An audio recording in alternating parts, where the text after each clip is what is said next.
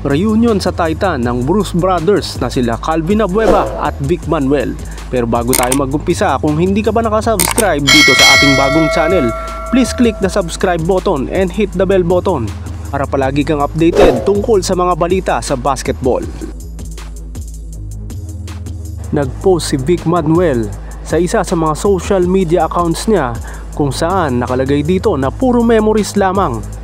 At ang picture nga noon ay ang kanilang litrato ni Calvin Abueva nung naandun pa sila sa Alaska Aces. Para bang nagpapahiwatig ito na gusto nito na magkaroon ulit sila ng reunion sa iisang team. Pero mukhang hindi yun mangyayari sa current team nitong si Vic Manuel sa MPBL na Pangasinan Heatwaves dahil under contract pa si Calvin Abueva hanggang sa 2026 sa Titan Ultra Giant Racers. Kaya po pwede lamang mangyari yun sa Titan Ultra Giant Racers sa PBA. At ang tugon naman ni Calvin Abueva sa nasabing post ni Vic Manuel na puro memories lang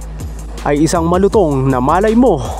na para bang ibig sabihin ni Calvin Abueva ay po pwede nga silang ulit magsama nitong si Vic Manuel sa isang kupunan at yun ay sa Titan Ultra Giant Racers. Pero ang pahiwatig na yan ni Vic Manuel ay mukhang magkakatotoo talaga dahil ino-offeran siya ng Titan Ultra Giant Racers na mapabilang sa kanilang kupunan ngayong 50th Season All-Filipino Cup at kinakailangan na lamang nitong tapusin ang kanyang commitment sa MPBL kung saan lumalaban ang kanyang kupunan na Pangasinan Heatwaves sa North Division Quarterfinals ng MPBL Playoffs. At kapag natapos na nga ang kanyang commitment sa MPBL sa Pangasinan Heatwaves ay kinakailangan na lamang gumawa ng Titan Ultra Giant Racers ng isang trade papunta sa Terra Firma Jeep ng isa sa mga players nila o kaya ay future draft picks nila para makuha ang PBA playing rights nitong si Vic Manuel.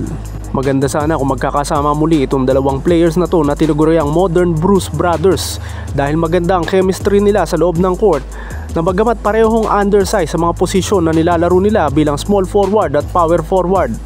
ay dinadaan naman sa utak at talino ang paglalaro sa loob ng court.